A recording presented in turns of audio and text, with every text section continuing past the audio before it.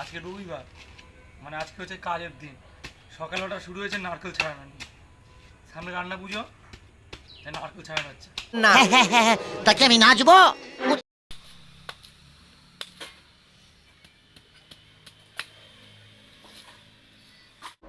लेकिन ये साला कर क्या रहा है यहाँ पे?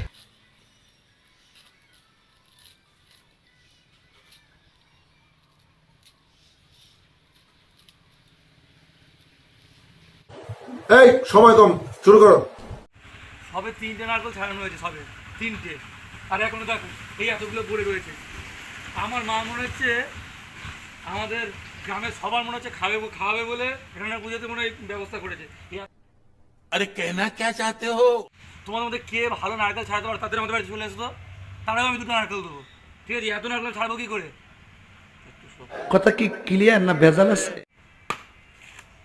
আরে দায়ে যা ধার, তো এই তোমার পায়েও ভুল করে পড়ে যায় মনে হচ্ছে কাটবে না। अच्छा 1 2 3 4 5 6 7 8। अच्छा 8টা নারকেল ছাড়িয়েছি, এই যে। আর এইগুলো রয়েছে, এই আমি আর পারবো না। যদি তোমরা কেউ পারো এই ছাড়িয়ে দিয়ে যাও। আরে বলুন কি? আর শোনো, যেসব ফুড ব্লগাররা এই ভিডিওটা দেখছো, সামনে রান্না পুজো, আমাদের বাড়িতে রান্না হবে, তোমরা সব চলে আসবে, এসব ভালো ভালো সব রিভিউ দেবে।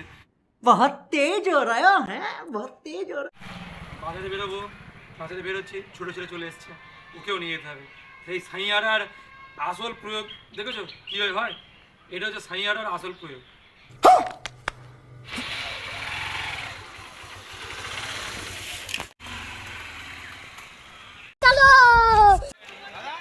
বাজারে চলে এসেছি।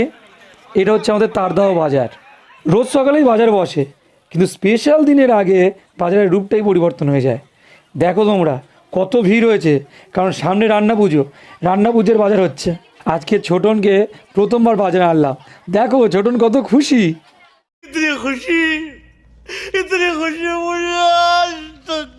কচু শাক, শামলা, এই দুটো রান্না পুজোতে লাগবেই। এছাড়া অনেক কিছু জিনিস লাগে। দেখো আজকে বাজার পুরো কানায় কানায় পূর্ণ। বলেন কি? এদিকে মাটির হাঁড়ি, যেটা ছাড়া রান্না পুজো হবেই না। बात तो सही है। বাজার করা হয়ে গেছে, এবার ভাবলাম একটু ফল নিয়ে নিই, তাই ফলের দোকানে আসলাম।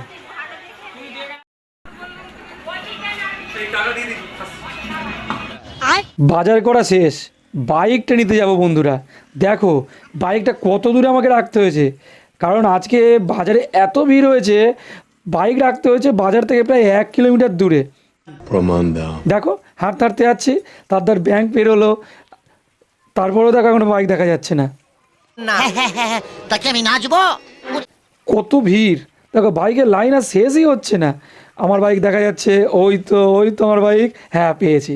এবার যাব ছেলেকে আনতে, পড়তে গিয়েছে ছেলে। আবির এসো।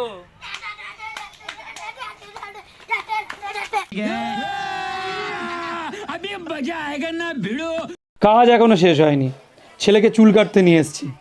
ছেলের চুল কাটা হলে তারপর বাড়ি যাব, ছেলেকে স্নান করাবো, ছেলেকে খাওয়াবো, তারপর হবে ভিডিও। অষ্টমদা ছেলের চুল কাটছে। 1 বছর আগে পর্যন্ত ছেলের চুল কাটার নাম শুনলেই খুব কান্না করতো, কিন্তু এখন দেখছি ছেলে বড় হয়ে গেছে, ছেলে নিজেই চাইছে চুল কাটতে।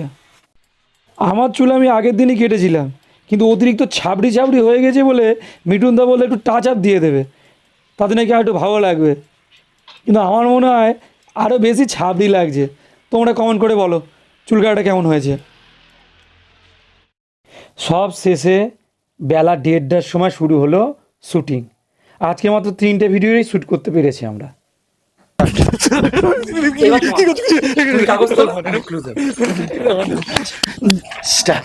এবার তোমার পালা, তুমি একটা কাগজ তোলো, দিয়ে দাও।